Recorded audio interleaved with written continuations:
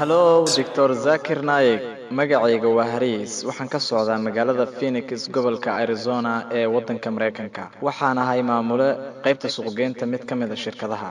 Laba ka mid ah saaxiibadayda waxa ay galeen Islaamka. Taasina waxaa sabab u ahaa waxay ka daawadeen muxaadaraadkaaga YouTube-ka. Midkood wuxuu ahaa Kirishtaanka kalena mulxid. Mid ka mid ah saaxiibadayda wuxuu ii hadiyadeeyay muxaadaraad adigu aad leedahay oo ku jiray DVD-yo taasi oo ku saabsan qaabka loola dhaqmo mulxidka. Laakiinse daawashada DVD-yadaasi kama aanan helin jawaabihii su'aashayda. Su'aashaana dad badan ayaan weydiiyey kamana helin jawaab i qancisa.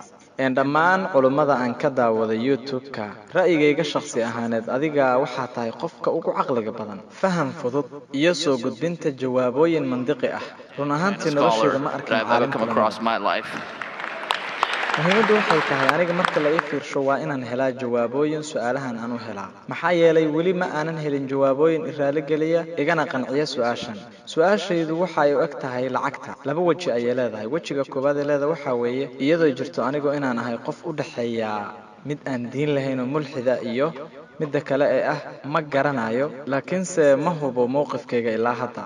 Alle wuxuu abuuray koonkan dhammaantii waxa uuna qur'aanka uga sheekeeyay wax badan camaliyadda abuuriddu inay qaadatay maalmo badan. Dhisidda buuraha iyo sidaa oo kale noloshu inay tahay imtixaan. Su'aashaydu waxay tahay inta uusan Alle go'aan ku qaadanin inuu sameeyo koonkan, ka hor intuusan go'aan ku qaadanin abuuridda dadka, ka hor inta uusan soo dirin nebi Muxamed ama Aadam ama Xawaa, xitaa ka hor inta uusan go'aan ku qaadanin wax uun arrintaa ka mid a inuu sameeyo, waxa uu ogaa natiijada kama dambaysta ah ee dhammaan waxyaabaha ay leeyihiin. Waxa uu ogaa in malihiisu dadka qaar uu ku hoogi doono oo waxa uu ka rabo uu ka heli doonin uuna ku tuuri doono jahannama. Wuxuu ogaa inay ku guban doonaan naarta jahannama. Wuxuu ogaa in la cadaabi doono oo ay ka shalaayi doonaan wixii ay sameeyeen.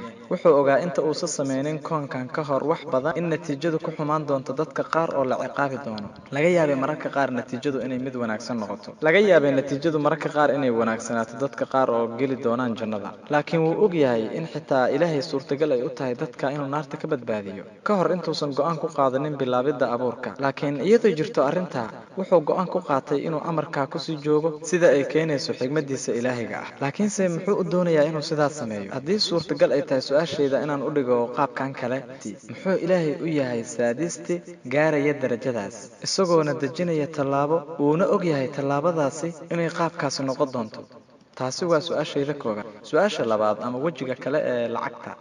Haddii aan rumeeyo oo aan aamino asbaab kooban in Ilaahay awoodo shay kasta uuna yahay allaha u cilmiga badan shay kasta, muxuu Ilaahay qur'aanka ugu joogtaynayaa inaan wax milicsano hadalkiisa dhahaya fiiri buuraha, fiiri borotonaadka, fiiri elektroniyaadka, arrinka iyo midka iyo waxaa oo dhan si aad u ogaato cadamadayda iyo weynankayga iyo awooddayda? Muxuu noogu qasbayaa inaan arrintaasi la tacajubno la yaabno oo aan aad ula yaabno abuuriddiisa iyo hal abuurkiisa iyadoo jirto waxaasoo dhan inay aad ugu fududahay marka asaga loo fiirsho? Asaga waxaa ku filan oo kaliya inuu dhaho kun fayakuun, ahaaw wuuna ahaanayaa.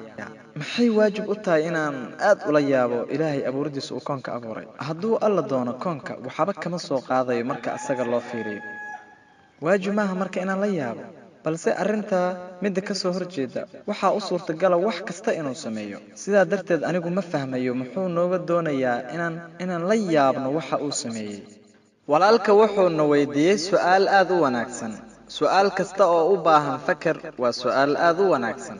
Wuxuuna ka daawaday canjaladahayga kuwa ka mid ah oo ku saabsan ilxaadka YouTube-ka, laakiinse weli ma uusan u helin jawaab su'aashiisa uu soo daayay. Su'aashiisa koowaad waxay ahayd Ilaahay Caza Wajalla wuxuu ogaa shay kasta intuusan abuurin jannada iyo dhulka, ka hor inta uusan abuurin dadka, xitaa haddii qof kaliya uu aadi doono naarta. Arrintaas inuu diido suurtagal ayay u ahayd. Waxaa u suurtagal ahayd inuu arrintaa diido. Waxaa u suurtagal ahaa inuu diido.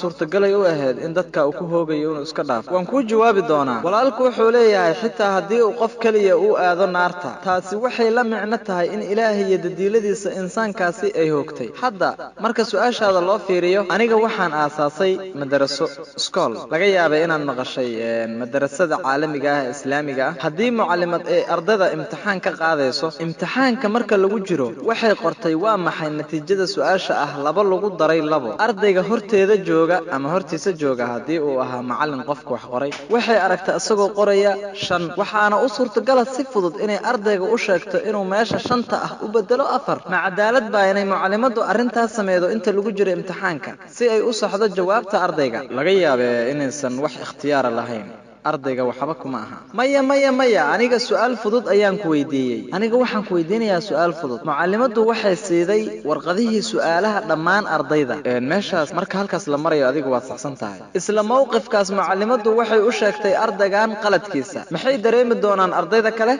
dulmi sax laakiinse waa suurtagal isla markaaba inay cadaalad jirto inay macallinka suurtagal u tahay waxa uu suurtagal inuu sameeyo daraf kale oo arrinta khilaafsan wax dhibana ma lahan mowqifkaas oo kale in la sameeyo ilaahayna kuma adka inuu sameeyo mowqifkaas ama mowqif kale walaalka wuxuu leeyahay ilaahay waxa uu suurtagal inuu sameeyo makhluuq aan ceeb lahayn oo aan gafaynin sax ilaahayna waa sameeyay makhluuq sida oo kale ah waana malaa'ikta ilaahay malaa'ikta ayuu abuuray malaa'iktuna amar ilaahay ka soo baxay ma caasido laakiinse basharku waxay ka fadli badan yihiin malaa'iktu ma lahan doonis iyo xurriyad haddaad ogtahay haddii aad arrinta hore u ogeed ama aadan ogeyn hadda ayaan kuu sheegayaa malaa'iktu waxay ka mid tahay abuurka الله لكن ugu fadli badna waxa ilaahay abuuray ilaahay azza wa jalla wuxuu abuuray dadka wuxuu nasiyay xurriyad iyo doonis si uu ilaahay u caasiyo ama u raaco u adeeco hadii aad doorato inaad noqoto insaan ama qof adiga hadii aad ilaahay caasido naar ayaad gali doontaa hadaad ilaahay adeecdana oo aad raacdo awaamirtiisa isla markaa waxa tahay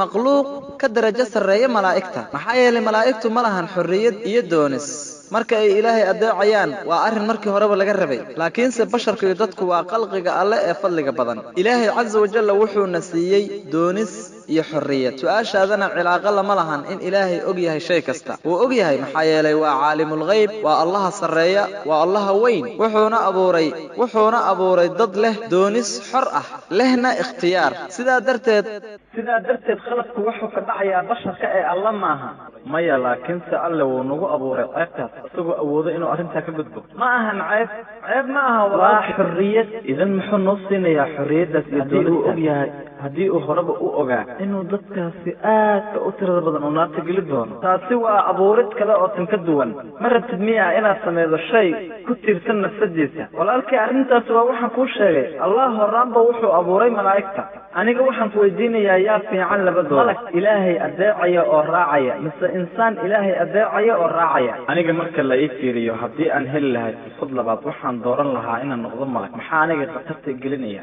fursad labaad waa qasiibtay arrintaas waa waxa alla ku sheegay suuratul a'raaf suurada 7 aayada 172 xasuuso markuu eebaha ka qabtay dadka dhabarkooda faracoodii uuna marag uga yeelay naftooda kuna yiri miyaanan eebihiin ahayn oo dhaheenna inaad eebbaheedna tahay ayaan marag kacnay wuxuu ku yiri suuratul xashr suurada 9 aayada 21 haddii quraankan eebbe buur ku dajiyo kula hadlo waxaad arki lahayd buurtii oo qushuucsan oo dildilaaci cabsi ee badarteed wuxuu ku leeyahay suuratul ahsaab suurada 33 aayada 72 annaga u bandhignay amaanada yacni cibaadada samooyinka dhulka iyo buuraha wayna diideen inay xambaaraan wayna ka cabsadeen xaggeeda waxaa si xambaaray dadka wuxuuna noqday dulmi badan jahli badan aniga iyo adiguba waxaan ahayn jaahiliin hadda inaan dib u noqonana suurtagal maaha adigu waxa tiri hadii aad doonayso inaad amaanada qaado oo aad imtixaanka gasho qofna ima weydiin aniga waxay weydiiyeen aadam iyo xawaa maya walaal quraanku wuxuu cadeeyay in insaan kasta la weydiiyo su'aasha kadibna laga tiray maskaxdiisa daakiradaas iyo xisiga waa la tiray haddaysan daakira iyo xisi ahayn lama tiri lahayn allah azza wa jalla wuxuu ku leeyahay quraanka ma doonaysaa inaad noqoto insaan haddii aad insaan ama bini aadan noqoto waxa ku suurtagal inaad hesho darajo ka sareysa malaa'ikta